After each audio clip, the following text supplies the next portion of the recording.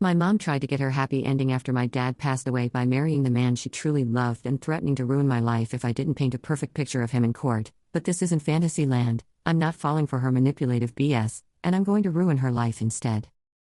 My 14F dad was a great man and father. He was the person I loved most in the entire world, and I will never stop missing him.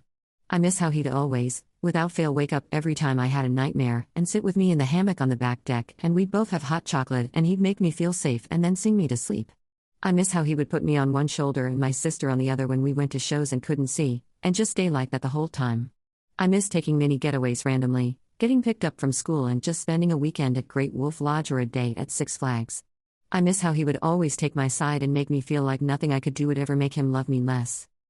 My dad died 2 years ago, and I found out that my mom never loved him.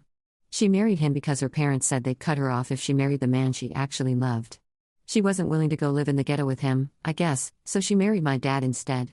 When he was diagnosed with leukemia, she started talking to the other guy again. They were married 2 days after the anniversary of my dad's death. During all this, they wouldn't let any of our grandparents see us. They were going to sell our house and move across the country, but thank God my dad had the house put in a trust for me and my brother, 12M, and sister, 13F, so they couldn't just take us away. I hate this guy with all my heart.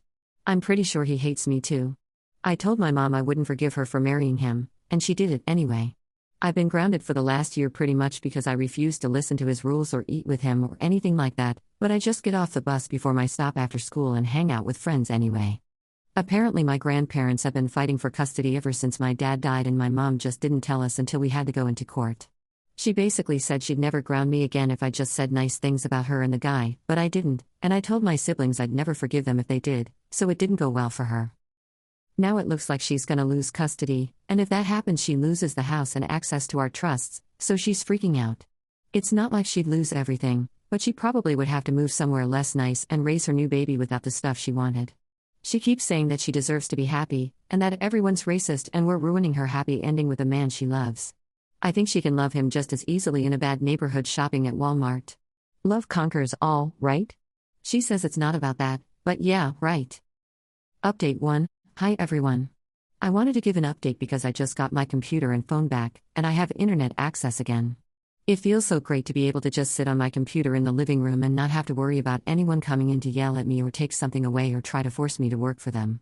I can't believe how amazing it feels. My grandparents managed to get custody of us a few days ago, right before Christmas. What I said and what I had my siblings say really helped their case, and apparently new guy was doing something with the trust that wasn't super legal, but I don't know all the details. He's not going to jail like I hoped when I found out, but he is in some trouble. I mean, I thought after he took everything from me and tried to lock me up in a room, him going to jail would be like karma doing its thing, but I'm just so happy he's gone that I don't really even care. Mom still has visitation, and we see her every weekend, but new guy is not allowed to come. She called me a lot of names when she found out everything my siblings and I said, but honestly, I don't care. I do care a little that new guy broke some of the things my dad gave me, but I don't think I'd ever have gotten those back, and I got him out of my dad's house, which is the most important thing. If my mom wants to swim in the mud, she can do it somewhere else. Maybe someday we'll be okay again, but for now, she blew it. Our grandparents moved in over Christmas break, and we just got most of my stuff back by court order this morning, which is why I have my computer. I also got back most of my dolls and clothes and stuffed animals, and all my important paperwork like birth certificate and social security card. Some of my jewelry and 2 of my dolls were missing, and apparently new guy destroyed them as revenge. I think he might have pawned them, but I can't prove that. But the most important stuff is all back. My grandparents spoke to my school and petitioned for late enrollment in some stuff next semester, so starting after break I will be back in cheerleading, pending tryout, and taking the college English class I couldn't take last semester. Dance club is less formal, and gymnastics class isn't through school, so those weren't hard to get back into either, but my old modeling agency did end up dropping me after everything that happened, so that's not great. My grandma says that we'll figure out finding new representation after the break, and in the meantime she's going to help me study up for this amazing summer program whose director she knows that will prepare me for a pre-law course. It's pretty much everything I could have hoped for. She doesn't super approve of the pageants, so I still can't do those, but pretty much everything else is going to go back to normal. Here's my favorite part of the update: new guy and code DID end up moving to the ghetto. I don't know if they shop at Walmart yet, but I found out their address, and it's in this crappy old apartment building over a convenience store. He's exactly back where he belongs, and I know it's probably a little mean, but I feel very satisfied knowing that he'll never get another taste of what he didn't deserve in the first place. I never have to see him again, and I might have to see the baby eventually, but it sure won't be stealing from us anymore either. Oh, and I'm turning 15 next month. My grandpa says he'll start teaching me to drive. Basically, this was the best Christmas ever, and yeah, thank you guys for the support, it really helped me through everything. Update 2. I got my dolls back. Per my last post, new guy and my mom said they broke 2 of my dolls. Well, guess what were found today in a pawn shop 3 towns over? I know they're mine because the bigger one, Lily, had my name on the bottom of her shoe. Her hair is a mess, looks like it was maybe cut, and the Barbie was clearly not stored properly either, but I have them back. I talked to my grandparents about freezing credit and they said not to worry about that because they have some kind of tracker alert thing and they'll go to the police if anyone tries to take out a credit card in my name, so. Yay? I don't know, I don't really get how it works. Visits with my mom have been weird, to say the least. She doesn't really look like how she used to, and she always smells weird. She cut off her hair and dyed it half green. She never really wants to talk to me, just to my younger brother and sister, so I usually spend most of the visit reading a book and keeping track of anything crazy she says so I can tell my grandparents. I don't think she loves me at all anymore, but that's fine, because she never loved my dad, and so I'm in excellent company.